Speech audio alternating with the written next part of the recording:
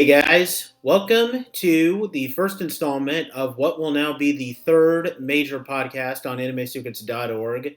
The other two being Toku Secrets and Anime Declassified. This is a podcast called the Jedi Squadron. In case you can't figure out from the name, this is going to be a podcast where we cover pretty much anything and everything Star Wars related. This is basically to kind of just have another podcast for us to talk about the last major fandom that a lot of us are a part of. I am your host, Nathan Desa. You might know me from the Toku Secrets podcast, and we have Riz here. You can say, hey, Riz. Hey, Riz. Because that's totally what I had to say, right? Yeah. Yeah, I'm Rizwan. You probably know me from Anime Declassified and also from Toku Secrets, and now I'm on Jedi Squadron, and I am excited to talk about the Force. Yeah.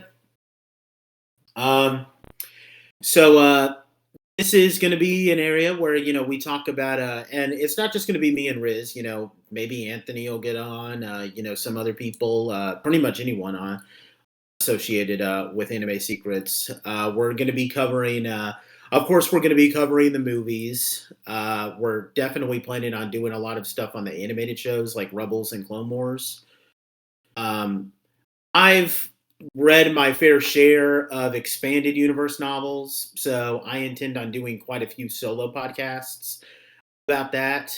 Um, and maybe some on the comics because I have a couple of comics. I haven't really read them as much, but I might do that at some point. And I'm probably going to do some fan theories, Yeah, of course, fan theories.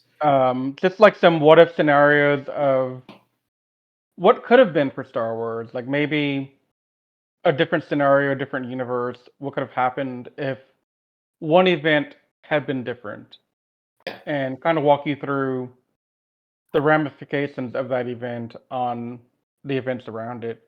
So that's one of my things I'm really passionate about is the fan theory and the what if scenarios because they've been really fascinating. Mhm. So that's something I'm pretty excited for. I'm also excited to talk about all the animated series and the movies and all that because I am a huge fan of the animated series stuff. Yeah, so am I. I still need to finish watching Rebels, but I have liked it so far. I'm like almost done with season two. Yeah, Um, I've seen everything except for Resistance and season 2 of Bad Batch. I was waiting for season 2 to finish and then I would binge it all. But then Mando started and that took precedence to everything else, so there you mhm. go. And Clone Wars might. I know this may sound weird, but Clone Wars might be my all-time favorite show. Like Yeah, mine too. out of everything. Out of the entirety of Star Wars, I think Clone Wars probably my favorite part of the entire everything. Yeah. It's my favorite era. Like, if you were to ask me what's my favorite war, a normal person might respond with World War II, Civil War, maybe Vietnam. I don't know. I don't know too many people who like Vietnam. But my answer, without even missing a beat, would have been Clone Wars Oh yeah, 100%. because that it's just such a fascinating time period in Star Wars, and I gotta say, it's like amazing to me. Hmm. So this is mostly going to be an introduction podcast, although we are going to do a little bit of preview and talk about some things. But we do want to briefly talk about what got us into Star Wars. You want to start off with that, Riz? Start Because off. I got a bit of a story to tell with mine. Oh well, in that case, I'll go first because mine is pretty simple. Yeah. So, Star Wars to me is very ubiquitous, like throughout my entire life. Like I can't remember a time I didn't know about Star Wars.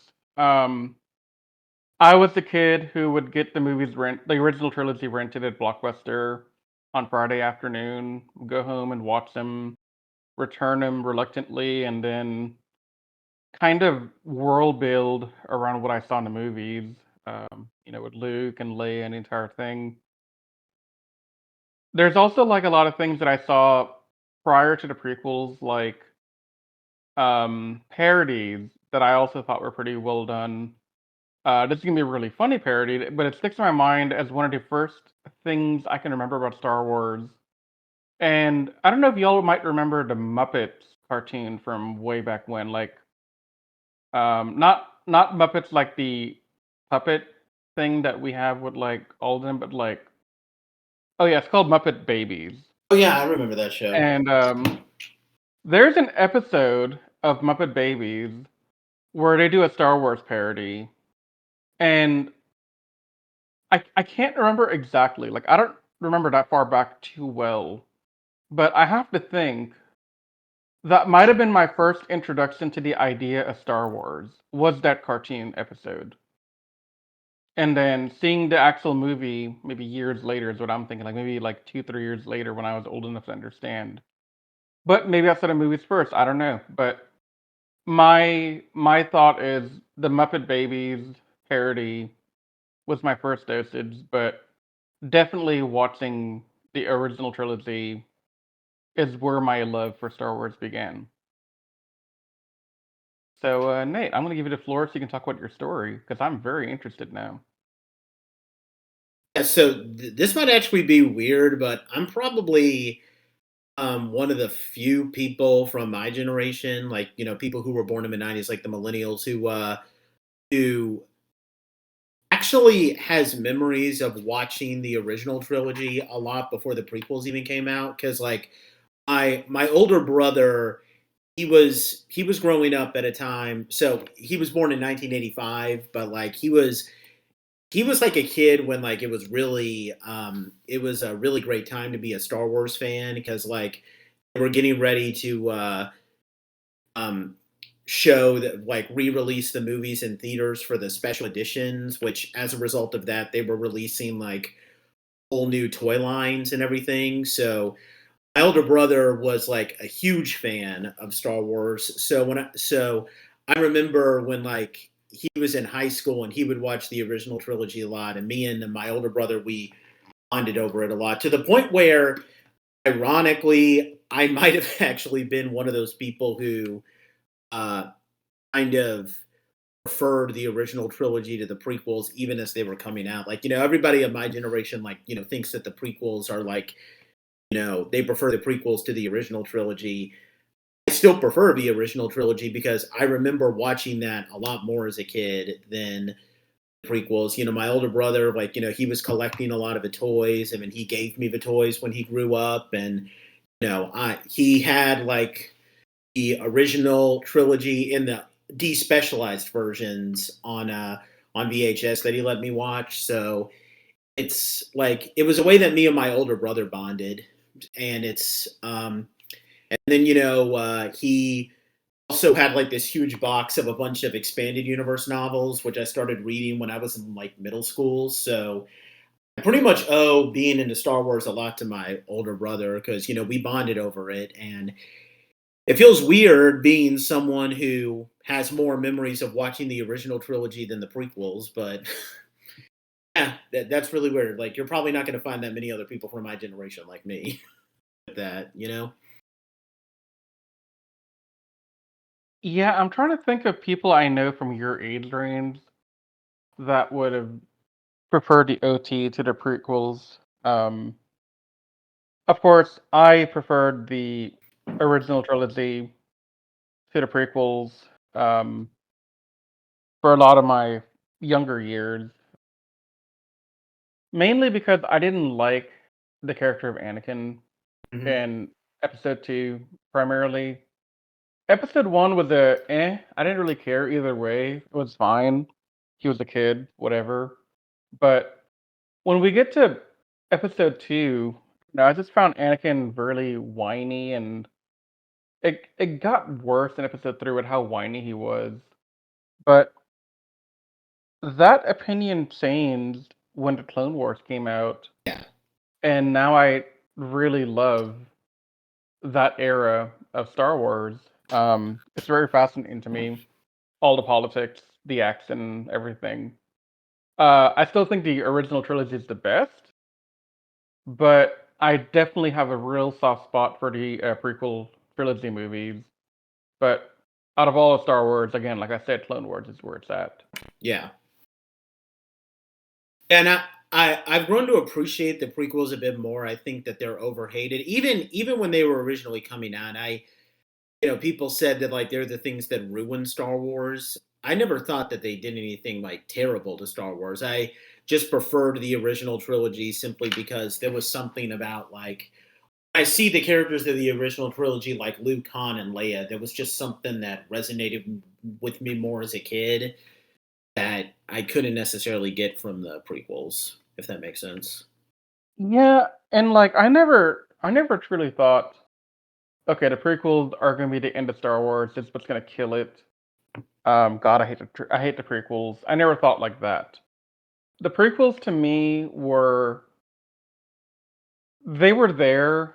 They were okay. They did some more story building, which is nice. I know a lot of people said back then. I don't know if they still say it now as much, but a lot of people would say back then you can skip episode one, The Phantom Menace, and go straight to episode two and three and watch that.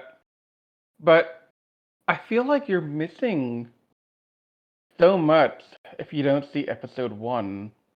And I'm not talking about Anakin's journey to joining the Jedi Order. I mean just the background politics with Naboo, the Senate, and Palpatine's early days. Like that stuff truly set the scene for what becomes.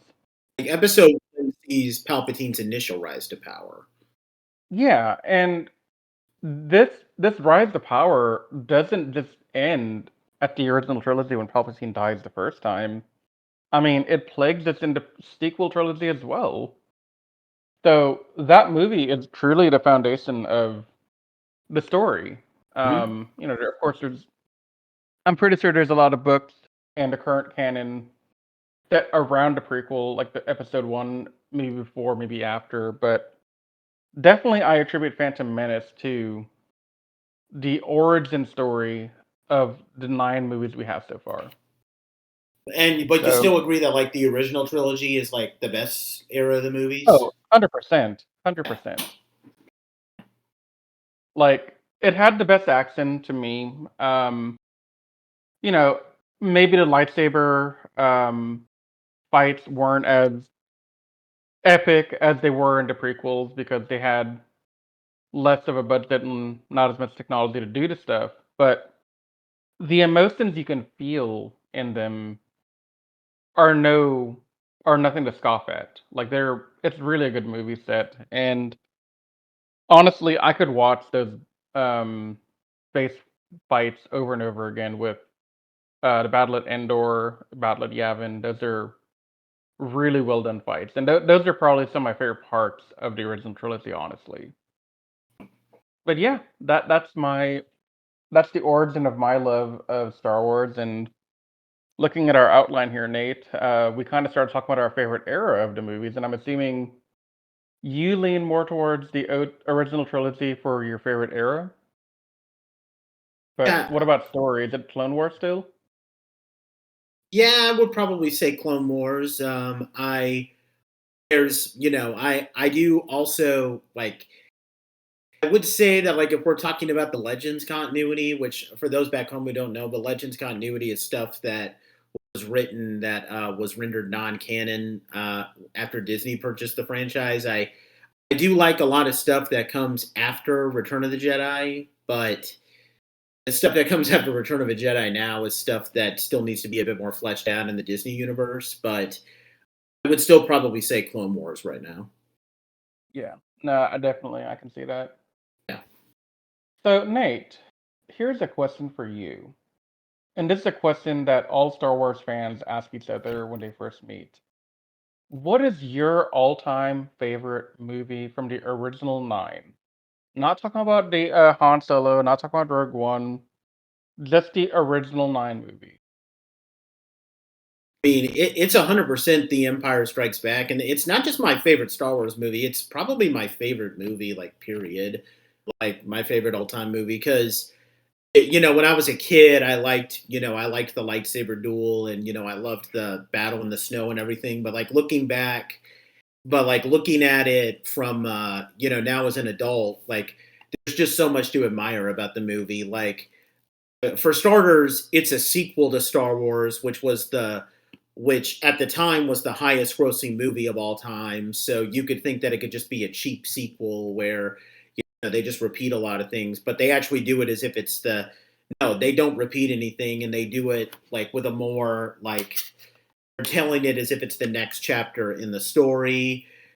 Like in the previous movie, we learned some of the basics of the Force, while in this movie they go into more of like deeper stuff. Like while Luke is training with Yoda, we also become like students of the Force and learn like what separates the good from the bad. And the movie does a great job at like illustrating that. Like there's the very like classic scene which really used to scare me as a kid, where Luke goes into the cave and he sees that image of Vader and sees his head in Vader's head, like so like illustrating like he could just as easily become Darth Vader. Of course, it's got one of the greatest plot twists of all time with the like Vader revealing that he's his father. Like it's a lot more darker and gritty, and it just has a lot of complexities. Like it's just a perfect movie in my opinion. Like I really can't think of anything that's wrong with it. Yeah, and that's a very common opinion among my friends that they love Empire over all other nine.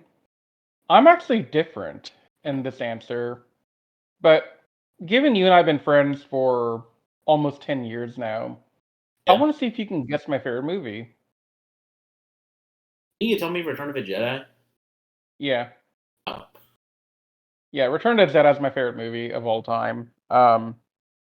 I think the emotion build up when Vader and Luke are fighting in the last portion of the movie, that was really powerful to see because you can tell Luke loves and cares about his father and he doesn't want to do what he has to do. And he's struggling so much because Palpatine is really egging him on and trying to force him to turn to the dark side.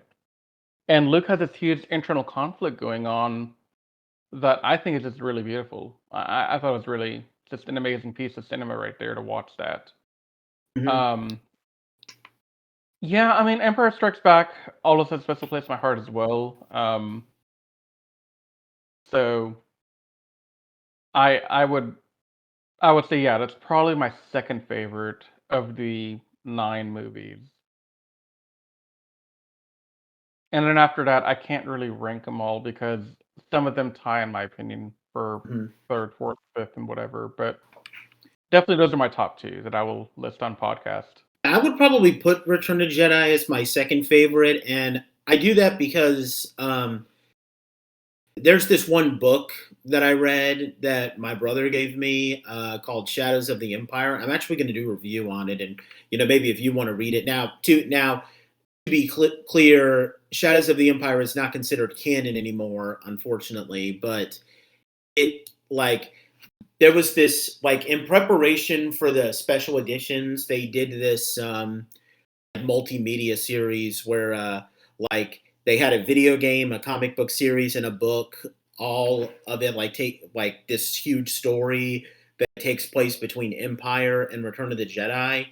I haven't really played much of the video game or read the comics, but the book revolves around tells the story from like our main hero's perspective: Luke, Leia, Lando, um, Chewie. Han's not in the picture since he's being taken to Jabba the Hutt, but Hmm. it's it really.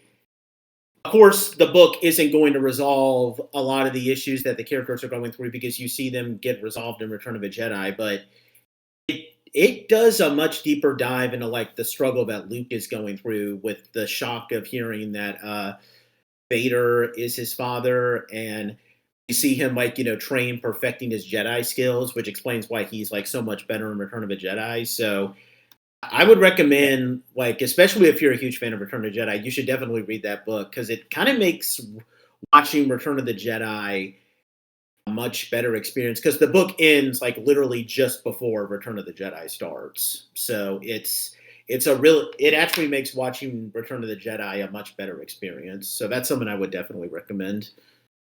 Yeah, I'll have to look into that one in the near future. Maybe I can find like an ebook or something of it. Yeah.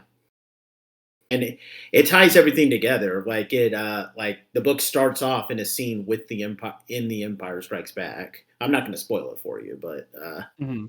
Right. yeah, it makes Return of a Jedi a much better experience. Yeah, I can see that from what you've told me so far. And that's something I would definitely wanna go back and read now that I've heard about it. Yeah, I know that it's not canon, but I sometimes like to consider it canon my personal self, and I don't honestly I don't see how it would screw with anything that Disney's done. So Disney, in the unlikely Well event that you're watching this, just make it canon, please. well, here's my thing.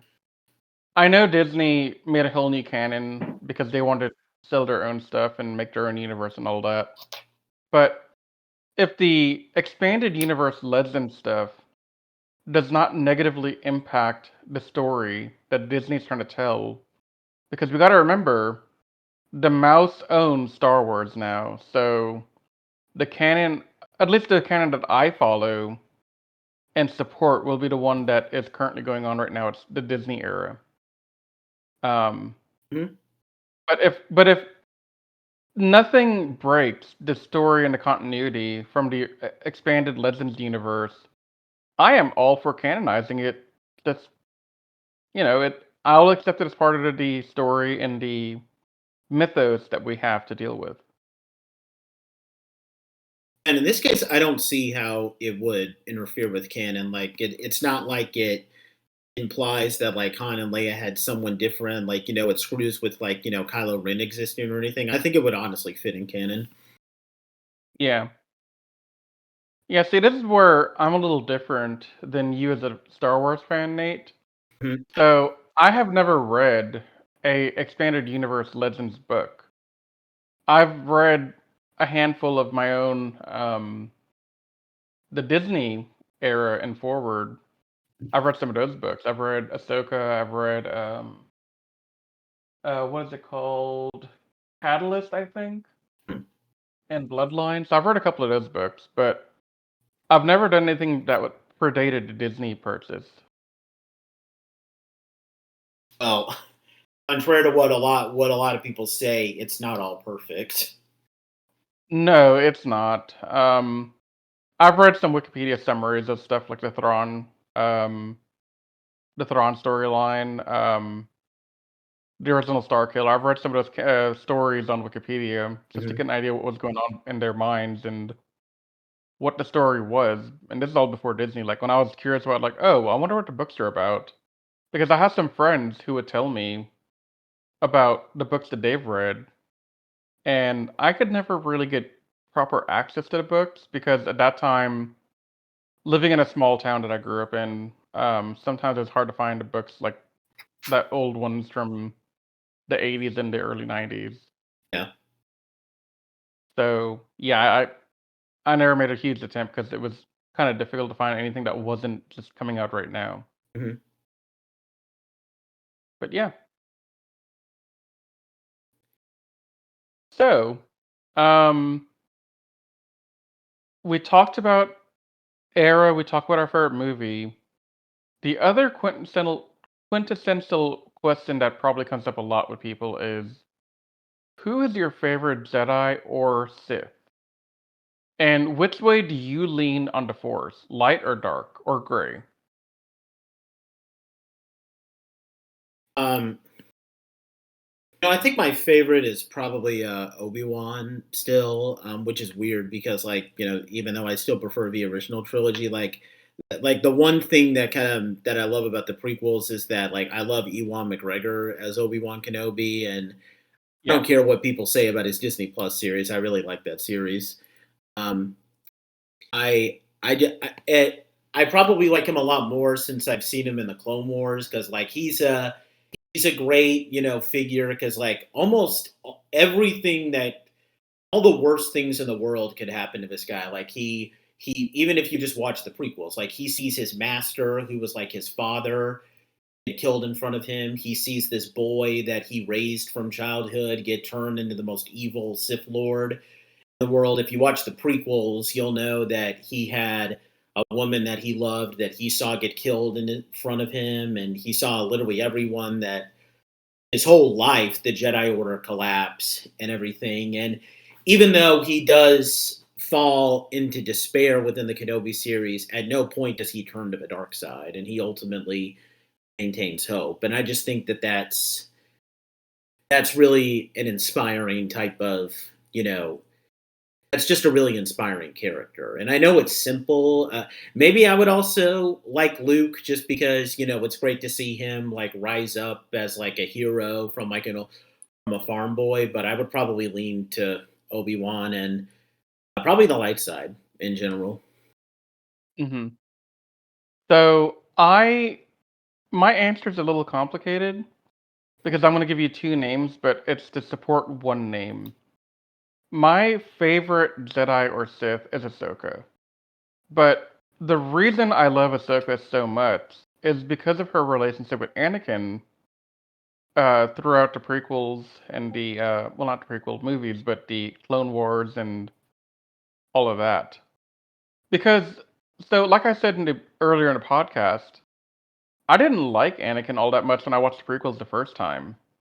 I thought he was whiny. I thought he was kind of bratty, um, kind of annoying, not really worth really talking about all that much. But watching Anakin in the Clone Wars and seeing his journey through the gap of episode 2 and 3 really puts a lot of story into him and makes him a lot more likable and honestly really respectable. But I think I tend to lean towards Ahsoka more for my favorite character because of the Anakin stuff and the way he trained her and their relationship. But also, Ahsoka went through so much. Um, like Obi-Wan, she lost her mentor, who was like a big brother to her. The Jedi Order actually stripped her of her rank of Padawan learner Yeah. because she got framed by evil little Padawan girl. Eris Ophi. Yeah, I wasn't gonna name her because she didn't deserve that respect. Okay. I know her name. I'm just not gonna give her that respect. Right. Um, she was framed by Barris, and she had to go in front of the trial, and the Jedi Order didn't stand with her. They sided with Barris. They took her rank. They made her feel like crap, and then she leaves the Order, goes off on her own, but realizes she can't escape the life of being one attuned with the Force because she can feel everything. She has a duty still. She feels, and she comes back in time to see her entire past obliterated. Because you got to remember, aside from Anakin, all of these other Padawans that have come out throughout the years, I'm assuming going back all the way to the High Order, they're all taken at such a young age that they don't really remember their own families. So to Ahsoka, the Jedi Order, Coruscant, that's home. That's her family. And she saw that stripped away from her in a different way than before, because before she just lost her title and her rank, but at least she held the belief that, okay, yeah, my people are still out there, but I can't be with them because I feel betrayed by them. But now they're gone. And there's an interesting story here of her starting to lean more towards the gray side of the Force. So she's not light side, she's not dark side, but she's in the middle. She doesn't get involved with the Jedi Order business. She doesn't get involved with the Sith. She will fight the Sith, but she will not be a part of the Sith. And just seeing her progress through Rebels, and then the idea of what she's been going through during the events of the original trilogy, to find Thrawn and Ezra after what happened in Rebels. Sorry, I'm not gonna say too much more, Nate, because you haven't seen it all. Right.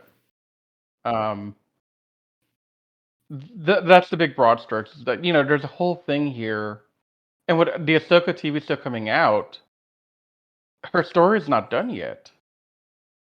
And I don't know. I love her character. I thought she was just an incredible, strong, resilient girl to go through every indignity life gave her and come out the other end still fighting for what's right in her own way.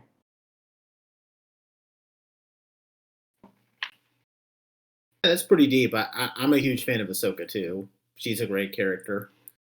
Uh, Yeah, I've given a lot of thought to Ahsoka over the years, because it's just a different take, right? Like Qui Gon, Obi Wan, they were in the Order. Obi Wan lived through the Order, and Order 66 and everything else. So he he has a different take, and I definitely see his story as well of like him watching and having to live with that grief while trying to atone for his mistakes with Anakin. But mhm. the Ahsoka story just hits me in a different way. And I know that like Ahsoka, like to give like a your idea on like how powerful of a character Ahsoka is. So when Kenobi was about to premiere, because my wife, like my wife, really likes the prequels, and she really wanted to see Kenobi, so we decided to watch the prequels in preparation for it, and then I told my wife that I wanted to show her like the closing arc of more since that arc like really connects to the prequels like really clearly and just cause, and I also thought that maybe Ahsoka would tie into Kenobi, which I mean that was kind of disappointing, but she really liked it and she actually felt like she feels like she wants to see a little bit more of Ahsoka now. Like she sees what Ahsoka goes through in just those 4 episodes. So to get someone like my wife, who's not as into Star Wars as the two of us, like that shows that they definitely did Yeah. a lot of great things with Ahsoka. Like they're doing something really good with her. Yeah, no, definitely, I agree with that. Mm. So by the time this, excuse me, sorry. By the time this recording comes out, um, it will be May 4th of 2023, meaning it's Force Day. So, I want to say to all our fans, may the Force be with you. And I know my celebration of this week of fun stuff with Star Wars and the fandom, it actually began earlier this week, and I know it began for Nathan as well because we did the same thing, respectively, in our own hometowns.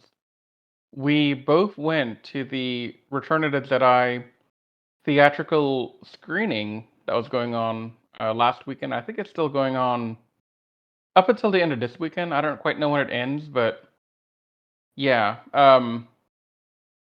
that began off my week of Star Wars festivities. The other big one is literally launching this podcast Mm.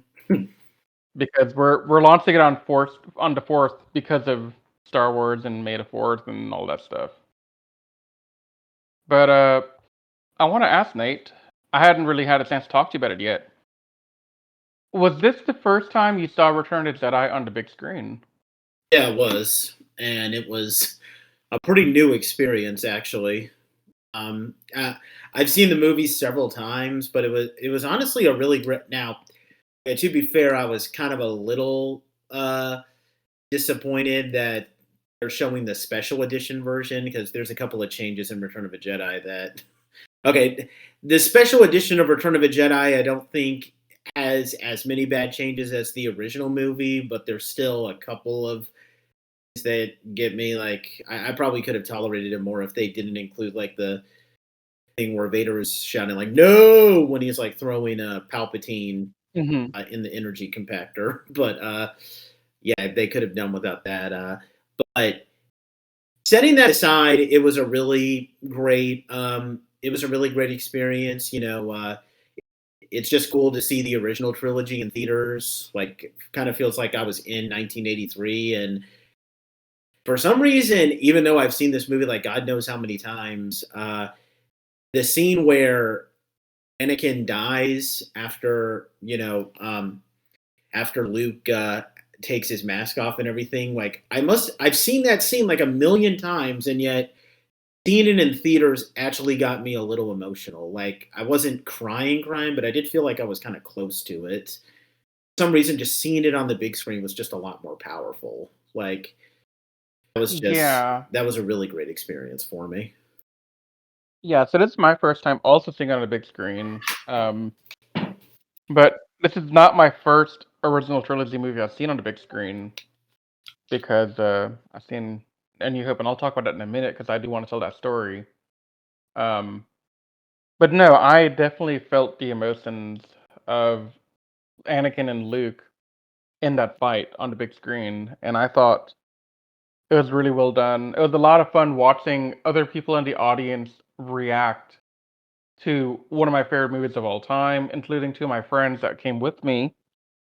Um, it was just a different experience because, I've grown up watching this movie, but I had long come to accept that I'm simply not old enough to have seen these movies in theater when they first came out. I had to settle for, you know, DVD, VHS, and now streaming to watch these movies. But being able to watch it on the big screen at least once, that meant a lot to me.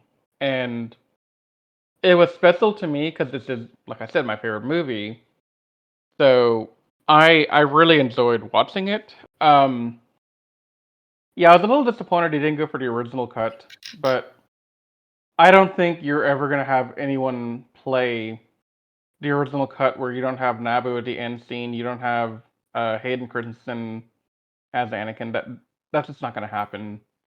Um, Unfortunately, but yeah. Um, Not to say that I wouldn't want to have Hayden Christensen there, but I do have issue with him being put in place of the original Anakin actor from before. And I can tolerate the Hayden Christensen change. I just hate Vader's no. Like I really wish that they would do away with that. And um, I also don't like the change that they make for the musical number in Jabba's palace, because in the original they had like this really like it was with puppet work where they're singing like this one song that's like I don't know it works a lot better for the scene because it makes Jabba's palace look like this dirty strip club that no one would want to be in. But like they change it to a different song in the special edition that looks more like just this huge jazz number. Like just Dude, it was a it burlesque, doesn't though. work. That was a burlesque, though. Right. Like that was just so out of left field because up until that night, I had never seen that edition before. So I was kind of surprised to see that scene because I was like, "Where is this coming from? I've never seen this before. Why would you do this?" The original thing was fine. This doesn't add any value to it. So I can see the argument on the other side, Nate, for why they had Vader say no in that way. I can see it because it's kind of iconic and it's kind of a throwback to Episode 3 when he learns about Padme. Hmm. But this is the one change that I can't get behind. I'll get behind Naboo. I'll get behind Hayden Christensen, but But the this changes they this make to the Sarlacc pit. what did they do to the Starlight Pit that was different? In the original, the Sarlacc pit is just like this really big hole in the ground with like a little bit of tentacles. But then in the special edition, they add like a bunch of more tentacles, and it has a mouth. Oh, I was okay with that. That was fine. I noticed it, but I didn't think it was a big deal. Yeah, I mean the CGI doesn't look the Um, best, but I can deal with it. well, you're adding CGI to a movie from not anywhere near this decade. So I'm okay with them having CGI that kind of is reminiscent of the era that this movie came out in. Mhm. So that's fine. Nothing as bad as Greedo shooting first. Yeah, we're not gonna talk about that right now. Right, of course. But yeah, no, it's been a great week. Seeing return my favorite movie on the big screen, and then hopefully launching this podcast in the morning. I'm pretty excited for that too. But Nate, do you want to start telling our audience what they can look forward to coming up in the future? Yeah. Oh, just one other thing. I don't know if you know this. Did you know that the Luke's lightsaber in Return of a Jedi was originally supposed to be blue, just like his original, but they had a hard time getting the blue against Tatooine Sky, so they changed it to green at Yep. like the last second. Yeah, I heard about that. Yeah, because in the poster his lightsaber is blue. So Yeah, and that's where the idea that blue and green were acceptable colors for the light side came yeah, from. Because up until that point, it was very binary. Either you have a blue lightsaber to be a Jedi, or you have a red lightsaber to be well, at the time they didn't really know anything about Sith lords, right. but like be like Lord Vader and the dark side. But yeah, no, I need that fact. And then of course, my man Samuel L. Jackson had to have a purple one. But purple lightsabers were an established thing already. It's just they hadn't been seen in the movies. Right, but they weren't in the original trilogy is Right. what I was getting Yeah. at. And a lot of people that didn't read the books, their first introduction to everything and their understanding was Mhm. blue, green, and then red. Right. But now you got white, yellow, purple, blue, I green. think there are some orange Maybe. lightsabers in the Ahsoka series upcoming now. Yeah, I don't know. I don't know what the deal on that is. Like if that represents something different. Yeah. Because I know yellow, if I remember correctly, and I might be wrong on this, so don't take me at face value here. But I think yellow is what the Jedi librarians tended to use more. I think, yeah. I'd have to double check it, but I'm pretty sure that's what I read a couple of years ago. Ray now officially has a yellow lightsaber. So Ray is a whole other story that we'll talk about in a different podcast because I have a lot of opinions on her. yeah. One thing I do want to say before we get to the preview of things to come, um, I've been thinking about it during our podcast while you and I have been talking, Nate. We give a lot of love to the original trilogy and to the prequels, but we haven't really talked about the sequel trilogy all that much. Mhm. And so I do want to make a quick note here that I personally enjoyed episode 7 and 8. 9 I can't get Mhm. it bugs me as a fan, but yeah. No, I definitely enjoyed the sequel trilogy as well up until parts of 9 and then I was like, okay, this is too much for me. Yeah, yeah, I second that. But I I just want to was that. I just wanted to throw it out there to let our fans know. Yeah, we also will be talking about the sequels. They're not my favorite part of Star Wars, but for the most part, they're not bad. Yeah, I second that. I actually really like The Last Jedi. I would probably, I might actually rank it in my top four, believe it or not. I know that that's a very controversial thing, but I would actually rank it in my top four. But I have the same thoughts about Rise of Skywalker, and I'm honestly really appalled that like The Last Jedi got so much hate because I think the fact that so many people reacted so negatively to The Last Jedi is what had an effect on Rise of Skywalker and not in a good way. So I'm kind of appalled Yeah, by that, some of the but things in yeah. some of the things in Rise of the Skywalker really irk me. And one of the big things that really irked me was there were scenes they were developing in Rise of Skywalker to bring everyone back to Coruscant.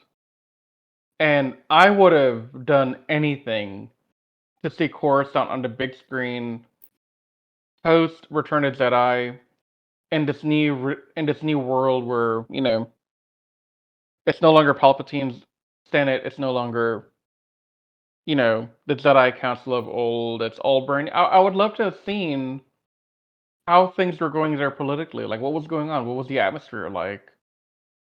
But we don't really get a chance to see that, and it kind of bummed me out. Yeah. And I know Mando. We see a little bit of it in season 3. I'm not going to say a lot because I don't know where you are in the rewatch of I've it, seen but some of the stuff um, there. yeah. So I like what I've seen there, but I still yearn for the Coruscant stuff that we didn't get in Episode 9. Hmm.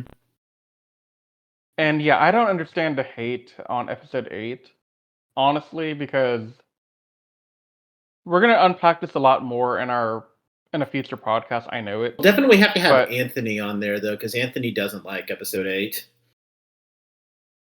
if he's down for it, I'm down to have him, or we can get some other guests on. We'll figure it Yeah. out. But I have some ideas to bring some people on outside of our Anime Secrets group, um, as like a guest role for like 1 or 2 episodes. But yeah, I finished my thought on episode 8. I honestly don't understand the hate because I thought the explanation for Luke's life post Return of the Jedi, with the events of what happened with Kylo and everything else, it made sense. Like it's not out of the realm of possibility that this all happened and it led to where he ended. And to see it all backwalked in episode 9 really bugged me. Hmm. So yeah, I'm one of those people that will say I prefer 8 to 9 because a lot of people say 9 is way better than 8, and I just don't understand those people. Yeah, neither do I. But you know what? I still love them because they're part of our fandom, and despite the fact that our fandom unfortunately spends a lot more time arguing and complaining than they do getting along, more so than the Power Ranger fandom, which is kind of surprising to me because they can get pretty vicious in there too. But the Star Wars fans are a different breed altogether. Hmm. But I still love them all. I still love them all the less, So, um, I think we should get to the preview things to come here, Nate. So one of our next podcasts, we're going to try to do this at least twice a month. So we're not going to be doing it like once a week by Toku Secrets, unless we end up doing it. But it's more than likely going to be twice a month. So one of the things that we're going to be doing, I actually have recorded a review of a very early Star Wars book. In fact, believe it or not, this book was published before The Empire Strikes Back or Return of a Jedi had ever hit theaters. Called a Splinter of the Mind's Eye, which Riz will be posting soon. I hope you guys will check that out because that's actually a very it's an interesting book to listen to because it's okay, to kind of give a preview of it. It was basically a book that was meant to be like a turned into a movie that would be a sequel to the original Star Wars movie if the movie was a box office bomb. And there's a lot of very interesting stuff in it. So I suggest you take it out because that's a very reading that book is a very big like what if in terms of Star Wars. Like I'm not going to give any spoilers, but yeah. Yeah. um some in No, I've listened to that podcast already, and it's very fascinating stuff that I need to check out if I get the time and Yeah, and a it's copy a of it. short book too. And if you don't want to read the book, well, there's a 4-issue comic series that Marvel made that tells the exact same story, so you could just do that too. Um, Yeah. we are going to be doing our thoughts on The Mandalorian season 3, and we'll do seasons 1 and 2. It's just season 3 is much more recent, so we're going to be doing a Yeah. podcast with that. And then our early stuff is that we'll be doing individual reviews on the original trilogy movies. And from there, we'll get some other ideas, but this is just, our early stuff for like the next 2 months. And definitely looking Yeah. forward to reviewing a lot more stuff. I have several reviews typed up of books just waiting to be recorded. Yeah, and I intend to cover every single animated series, live action TV show, or movie that's come out ever at some point in this podcast's life. Um, so I'm pretty excited, man. Like we've been talking about doing this podcast for longer than I care to admit. Um, so it's kind of surreal to see us finally doing it Yeah. because I think we've been talking about this since before COVID, Mm-hmm. and it's just been one thing after another that just kind of made it hard to get here. But man, Nate, I'm happy to be Yeah. here. So am I. So yeah. In closing, I just want to wish our audience and our new fans that are coming into the Jedi Squadron podcast a very happy May 4th. And I hope you guys all have a great weekend of binge watching your favorite Star Wars media, playing your favorite video games. Um, some of my plans for this weekend will include playing Fallen Order, which I haven't played yet. Um, and also probably watching Bad Batch and some other stuff. So I'm very excited, and I'm excited to hear what everyone else out there did for this weekend because this is really a big celebration kind of weekend for our fandom where we can all get together and just have fun. So I'm excited and ready to see where this exciting adventure in a new podcast goes. Me too. So with that, I guess I'll close this out. May the force be with you, and we will see you all next time for episode 2